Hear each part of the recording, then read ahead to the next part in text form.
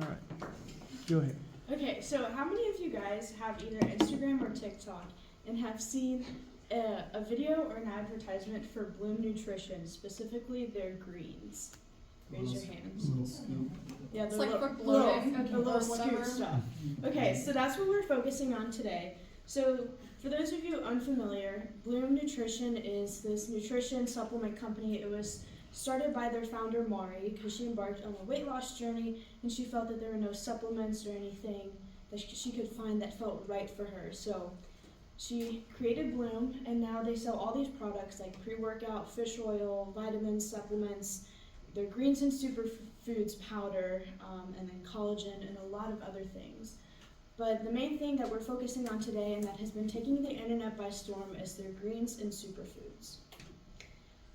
So it has been said, though it has not been FDA approved, that this is true, that the greens are said to relieve uncomfortable bloat, support gut health, and promote energy. And of course, if you guys have seen these all over the internet, lots of people swear by this. And recently, within the past year to a few months, these greens and superfoods have hit brick and mortar stores, and they're now being sold at Walmart and Target. So Bloom advertises through various forms of social media and platforms currently available at Target, Amazon, and their official website. They use sponsored ads to reach a lot of people. And these screenshots are actually from my own personal perusing on social media. In one sitting, I have gotten 4 Bloom ads for their 4 different platforms. So I got one from Target, Walmart, Bloom itself, and then like through Amazon, all in one sitting through. So they really, really push those sponsored ads on Facebook, Instagram, and Twitter. So there are many influencers who promote Bloom on different social medias, as Amber was talking about. While influencers are promoting Bloom on social media, most of them don't even consume it. They actually just make it, talk about it, and don't drink it. They kind of hide it away behind the scenes. And most influencers agree that they do not enjoy it. They just don't consume it, and they've talked bad about it. There are even hashtags on TikTok that they use in the little comments expressing how they distaste and for the product. A lot of them, like I said, just don't consume it, and they hide it behind their backs, and they act like they are consuming it, but they don't. However, there is a controversy between each influencer that the advertisers do get paid, but they actually do not get paid. They only receive free products.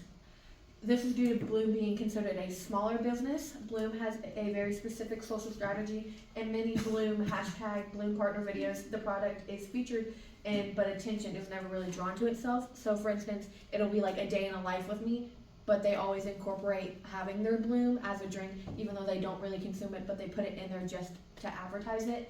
This product is simply a bystander in the influence life and done to make Bloom feel like it is super native in an influencer's life, just to try to promote it. Okay. And then for shared, Bloom is advertised through TikTok, various social media apps and websites. Even if you're like on a website shopping, it could pop up. And Bloom has been able to expand its business thanks to Riser, which is a strategic design company, and it connects entrepreneurs to help them get a startup in their business. And they also redesigned Bloom's logo, in which they also received positive feedback from their loyal customers. And then, like we said earlier, Bloom is shown in videos pretty much a very natural way, a day in my life. They start their day off by drinking Bloom, and they make it kind of seem like it's a part of their every single day routine. And then when they are drinking it, they sort of like hide the Bloom itself, like the packaging in the background, so that it's like sponsored there in a way. And then with shared media, it can be like a gambling game, and that is because with different audiences that it's exposed to, the product or the advertisement, it can have an unexpected outcome for its business, because you don't know who's going to view it and who's going to like, I believe that, I don't, so. And then, yeah. And then we have own media. Own media is basically every online property owned by the company, such as online platforms, marketing, and it's controlled by the brand. Examples of this are blogs, newsletter, or if the company has an app developed for the customers. One big thing they're using is e-marketing. How many of y'all receive emails of offers on the thing you bought before? That's something they use a lot, so it's attractive to keep buying and keep customers. They have an active blog where customers can discuss the products, or when they have questions, they can ask it to the employees. And because it's a really small group of employees, I think their blog is like used a lot if they have questions.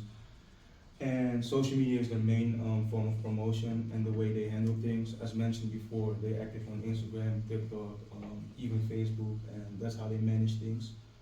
And that was everything. This was a presentation. Good. All right, anybody have any questions for them? Oh, have y'all, any of y'all actually tried the product yourself to know as far as like taste and all that? I have, I actually like the mango one, but besides the other ones, I really don't like it. It definitely has like an artificial taste to it. So did you see any like, what they say, energy and Yeah, no. well, none of that? So it don't actually work? I also think it's a product used by a lot of females. At least that's what I see on social media. I haven't seen any male influencer using it or promoting it. So. Did you look at the blogs themselves to see if there was any information that kind of reinforced what you suspected about some of the influencers? Some people were complaining about that it didn't help and that it just was a scam, and other people said that it was good or fantastic. So it depends on the person or the customer. It's kind of like any other social media thing. You'll get Yeah, I also think highs and lows. it's most definitely a hype. Most definitely a hype. When you see someone you know who's famous using Mhm. it, you want to buy it. So. Right. So could it be like the placebo effect? Yeah, Yeah. you can say In that. a way, Well, I think it depends on the customer, because some people complain about it and say which is I mean, sort of is bullshit, and other people said it actually worked. So. Mhm. like, could be a mindset, honestly. If you think it's gonna work, you might have the idea and think that it's working, Mhm. but if you are gonna be like, does this work, I'm gonna test it, might work for you, might not, I don't know, I haven't tried it, so Mhm. I'm kinda scared to try it, cause I don't think it would be tasty for me. Well, and that's, taste is one thing, effectiveness is another. You can always check the labeling to see what's in it. And if it seems like it's natural stuff, it shouldn't harm you, but then people always may be prone to some reactions that they're not, like the collagen, that would probably frighten me a little bit. But because sometimes it's animal collagen, you don't know how it's processed and so forth.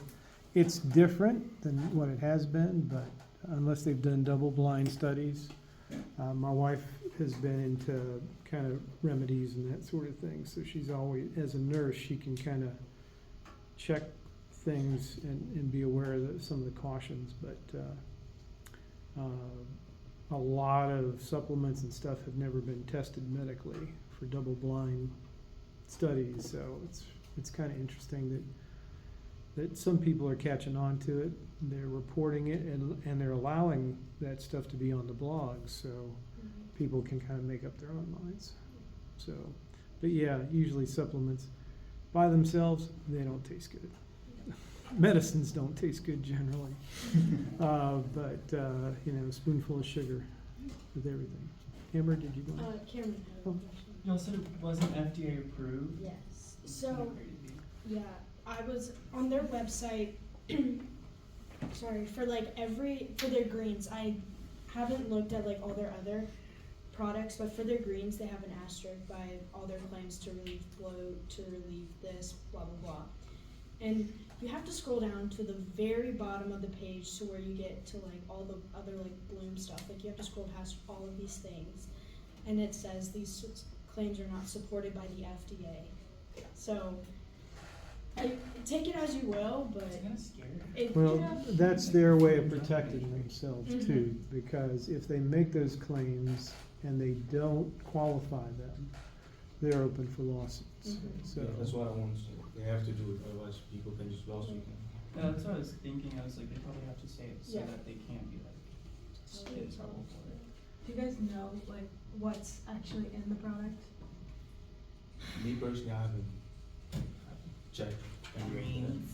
There's a lot of stuff. It depends. Hold on. Because a lot of things will say they're greens, but it's like, are they One thing, actually? one thing I saw is like It's like people just coloring. buy it without any information. They see like, let's say you like a football player and he using it, and you Mhm. just go order it as well because you've seen the football player using it, so you assume it's good. But I don't think a lot of customers just read the back of it. Oh, this is bad. This is good. yeah. It's like the number one ingredient is my like biggest Well, concern. let's see if we can find the ingredients. And with this product, it just depends on what size that you're getting, but this product can run anywhere between like $22 and $35. Okay. Right. For some that ain't good, it's $235. But Yeah. it's like a scoop. You need like one scoop of drink. So Well, it's like, Mm-hmm. as athletes, do they encourage you to use like protein supplements? It The same price It tag. depends on your Yeah. sport. That's what. And I mean, there was a time, even in the military started to ban certain protein supplements and other supplements because of what they may have in it. If they had diuretics in it, that was bad for the soldiers because they'd lose a lot of water real fast. And soldiers, their downtime is, they're always in the weight room. Yeah. So, you know, whether they're lifting steel wheels, you know, off of their tank or whatever they got, they can make to work out. They're always working out when they're not doing something, and everybody's bulking up. So about steroids. Yeah, so they have to be concerned, making sure there wasn't any steroids in them, because it was a health issue.